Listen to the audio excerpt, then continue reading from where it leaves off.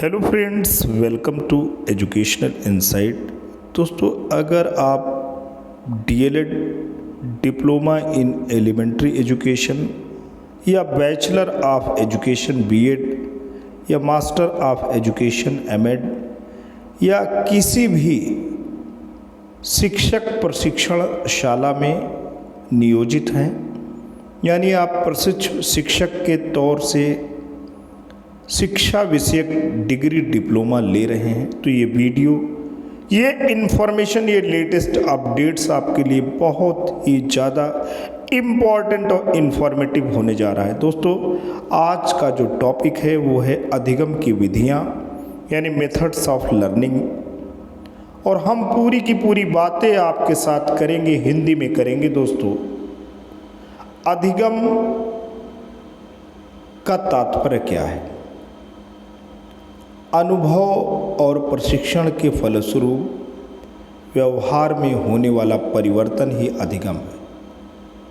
और ये परिवर्तन जो व्यवहार में परिलक्षित होता है वो अस्थायी होना चाहिए, अस्थायी नहीं होना चाहिए। ये परमानेंट होना चाहिए, टेम्पोरेरी नहीं होना चाहिए। यानी learning refers to permanent change in behaviour, ये परिभाषा है अधिगम की। और आप किसी भी विद्यालय में बतौर शिक्षक पेशे के निमित्त जा रहे हैं, एक पुनीत पेशा है, एक बादशाहत का पेशा है। आपको बच्चों को सिखाना है, बच्चों को पढ़ाना है, बच्चों को एक योग्य इंसान और देश का नागरिक बनाना है। आपके पास जिम्मेदारी है। आप ऐसे बच्चों को तैयार कर रहे हैं जो देश का भावी भविष्य है, जो देश की शक्ति है। ऐसे में आपको जानना होगा, आपको पहचानना होगा, अपने हुनर और कौशल को बढ़ाना होगा। बच्चे के मनोविज्ञान की गहराइयों में आपको उतरना होगा। आपको सिखाना है, आपको सीखना है।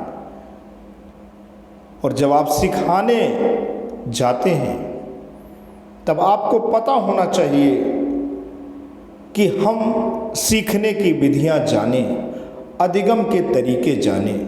आखिर किस विधि से हम पढ़ाएं कि बच्चे को समझ में आ जाए, कि बच्चे को मनोवैज्ञानिक दबाव महसूस ना हो।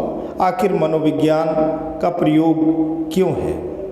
शिक्षा में मनोविज्ञान का प्रयोग इसीलिए है। शिक्षा मनोविज्ञान इसीलिए शिक्षा में आया है कि हम बच्चे के फूल से कोमल मन को ऐसे ही ताज़ा बनाए रखें और बच्चे के साथ बाल मन के अनुरूप हम उन्हें शिक्षा दे सकें।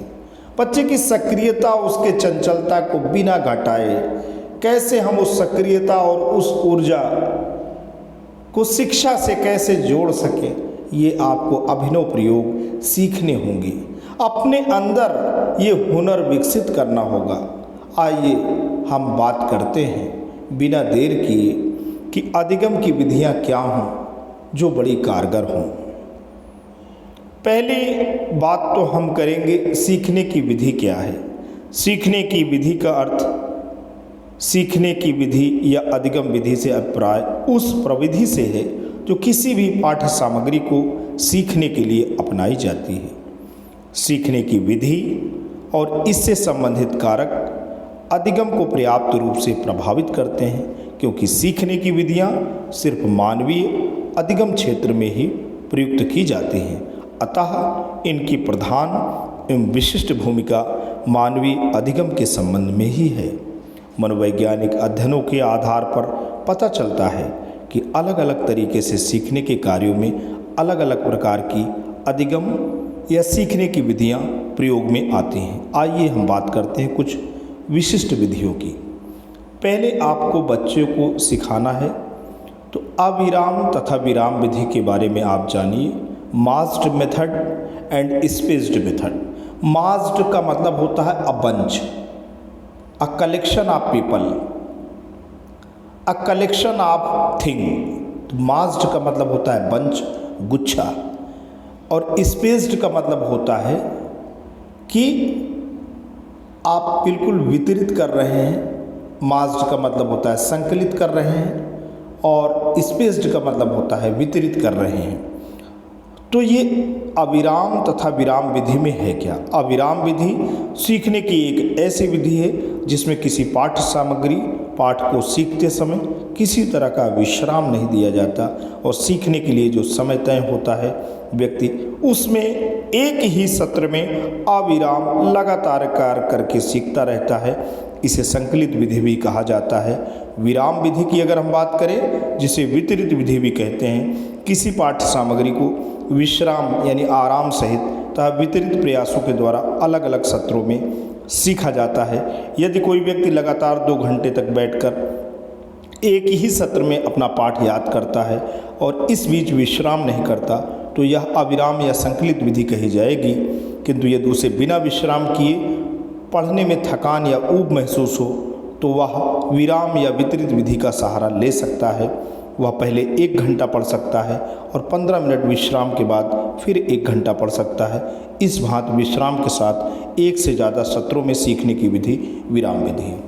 दोस्तों, किसी एक ही सेशन में कंटिन्यूअसली किसी चीज़ को पढ़ करके उसे फिनिश कर देना ये अविराम विधि है, उसमें कोई आराम नहीं है। जबकि विराम विधि का मतलब ये है आराम करते हुए। 1 घंटा आपने पढ़ा, 10 मिनट रेस्ट लिया, फ्रेश हुए, मूड को फ्रेश किया, कुछ जलपान वगैरह किया, तो ये विराम विधि है। तो लर्निंग की विधि दोस्तों क्या हुई? अविराम और विराम विधि। आगे चलते हैं। पूर्ण तथा अंश विधि, whole method and part method. अधिगम अर्थात सीखने को संगठित तथा सुगम बनाने वाली दूसरी विधि पूर्ण तथा अंश विधि। जब व्यक्ति पूरे कार्य को एक साथ करके सीखता है तो उसे पूर्ण विधि कहते हैं, और जब वह पूरे कार्य को कई खंड या अंशों में बांटकर प्रत्येक अंश को एक दूसरे के बाद सीखता है तो उसे अंश विधि कहा जाता है। पूर्ण विधि में पाठ्य सामग्री को आरंभ से अंत तक एक बार दोहरा लेने के बाद उसे फिर से दोहराकर अधिगम किया जाता है। किंतु अंश विधि में पहले संपूर्ण पाठ्य सामग्री को कुछ अंशों में बांट लिया जाता है और फिर प्रत्येक अंश का अलग अलग अधिगम करने के बाद सभी अंशों को एक साथ अधिगम कर लिया जाता है। पूर्ण विधि में 10 पृष्ठों के एक प्रश्नोत्तर को पहली पंक्ति में अंतिम पंक्ति तक लगातार अनेक बार पढ़कर सीखा जाता है। किंतु अंश विधि में इन 10 पृष्ठों की पाठ्य सामग्री को सुविधा अनुसार कुछ अंशों में बांटकर याद किया जाता है। तो दोस्तों, आपने देखा पूर्ण विधि का मतलब है 10 पन्ने का एक क्वेश्चन है, एक कोई क्वेश्चन है जिसका 10 पन्नों में आंसर दिया गया है। शुरू से अंत तक कोई बच्चा पढ़ रहा है, ये पूर्ण विधि है। लेकिन उसी 10 पन्ने को एक एक पन्नों के टुकड़ों में बांट करके सीखना और फिर जब एक एक टुकड़े का अभ्यास हो जाए, वो अच्छे से लर्निंग हो जाए तो उसे पूरा कंपाइल करके याद कर लेना ही अंश विधि है। साभिप्राय तथा प्रासंगिक विधि, intentional learning method and incidental learning method. 2 learning method है, साभिप्राय यानी अभिप्राय सहित और दूसरा है प्रासंगिक। पहले की अंग्रेजी है इंटेंशनल और दूसरे की है इंसिडेंटल लर्निंग। तो साभिप्राय विधि के अंतर्गत व्यक्ति अपनी इच्छा तथा निश्चित उद्देश्य के साथ किसी कार्य या पाठ को सीखता है, जबकि प्रासंगिक विधि में व्यक्ति किसी कार्य या पाठ को स्वयं ही सीख जाता है। उसमें कार्य को सीखने की कोई इच्छा या उद्देश्य नहीं होता है। यदि बालक अभिरुचि एवं निश्चित उद्देश्य के साथ पाठ याद करे, जैसे कि उस पाठ की परीक्षा में आने की अत्यधिक संभावना है, तो इस प्रकार सीख जाना साभिप्राय सीखने की विधि का उदाहरण है। किंतु निर्देश बिना अभिरुचि के स्वतः ही सीख जाना प्रासंगिक विधि में आता है। जैसे किसी कैलेंडर में दिन व दिनांक देखते देखते व्यक्ति को उस पर छपा विज्ञापन याद हो जाता है। प्रयोगात्मक अध्ययन बताते हैं कि साभिप्राय विधि द्वारा सीखना प्रासंगिक विधि द्वारा सीखने से अधिक अच्छा व उपयोगी है, क्योंकि इस तरह के सीखने में व्यक्ति की अभिरुचि तथा अभिप्रेरणा अधिक रहती है और वह सीखे गए कार्य को अधिक समय तक याद रख सकता है। आमतौर पर हम पाते हैं कि व्यक्ति उद्देश्य एवं अभिरुचि के साथ कार्य जल्दी सीख जाता है और उसका प्रभाव भी देर तक बना रहता है, किंतु वह निरुद्देश्य तथा बिना रुचि के कार्य ढंग से नहीं सीख पाता। दोस्तों, किसी भी चीज़ में जब आपका दिल लगता है, आपका दिमाग लगता है, कोई चीज़ पाने की अगर आप उत्कट अभिलाषा रखते हैं, आपको उसमें उद्देश्य दिखता है, तो सीधी सी बात है वो चीज़ आप जल्दी सीख जाएंगे और कोई भी चीज़ें इंटेंशनल ना होकर इंसिडेंटल हो, कोई उद्देश्य उसमें शामिल ना हो, बार बार भले ही आपका उससे साक्षात्कार हो रहा हो तो वो चीज़ें उतनी प्रभावी तरीके से नहीं याद रहती हैं। ये बात तो आप दैनिक जीवन में भी देख रहे होंगे। आगे चलते हैं। सक्रिय सीखना तथा निष्क्रिय सीखना, active learning and passive learning. अधिगम की एक विधि सक्रिय एवं एक निष्क्रिय भी। जब व्यक्ति किसी कार्य या पाठ को काफ़ी तत्परता तथा सक्रियता के साथ सीखता है, सामग्री को बोल बोल कर कंठस्थ करता है या उसे लिखता है, तो इस तरह के सीखने को सक्रिय सीखना कहते हैं। इस विधि का एक नाम मौखिक आवृत्ति विधि, रेसिटेशन मेथड भी है। और यहाँ पे बात हो रही है, विटेकर नामक मनोवैज्ञानिक ने सक्रिय सीखने को परिभाषित किया है कि इसमें व्यक्ति आत्म परीक्षण, सेल्फ टेस्टिंग द्वारा या बोलकर या लिखकर किसी पाठ को सीखता है और उसे याद करता है। निष्क्रिय विधि में व्यक्ति किसी कार्य या पाठ को मन ही मन पढ़कर कंठस्थ करता है और आराम से लेटकर या आराम कुर्सी पर बैठकर शुरू से आखिरी तक पढ़कर सीखता है। परीक्षा के दिनों में बच्चे प्रश्न के उत्तरों को सिर्फ पढ़ते ही नहीं बल्कि बीच बीच में पढ़ना बंद करके सामग्री को बोलने की कोशिश करते हैं या उसे लिखकर जांच करते हैं कि वे कार्य या पाठ को अच्छी तरह सीख गए हैं या नहीं। यह सक्रिय विधि द्वारा सीखना।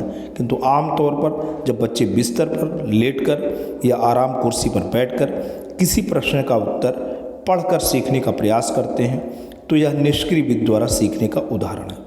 तो दोस्तों, किसी भी चीज़ को बोल करके सक्रियता के साथ अपने हुए बोलने को सुनना या उस जो भी चीज़ें आपने लर्न किया है उसको कॉपी पे जगह देना, ये सक्रिय मेथड है। और जब इस तौर तरीके से नहीं, आराम कुर्सी पे आप बैठे हैं, बिस्तर पे लेटे हैं, आप उसे पढ़ रहे हैं, तो निष्क्रिय सीखने की विधि है। तो दोस्तों, आज के लिए इतना ही। आशा करता हूँ अधिगम की विधि जो एजुकेशनल इनसाइट नामक इस चैनल के माध्यम से प्रस्तुत की गई आपको रोचक लगी है तो लाइक का बटन ज़रूर प्रेस करें। आपका एक लाइक हमारे भीतर मोटिवेशन और इंस्पिरेशन लाता है। आपके लिए ऐसे ही अच्छे शैक्षिक वीडियोज़ हम लेकर आते रहेंगे। तब तक के लिए जय हिंद, जय भारत।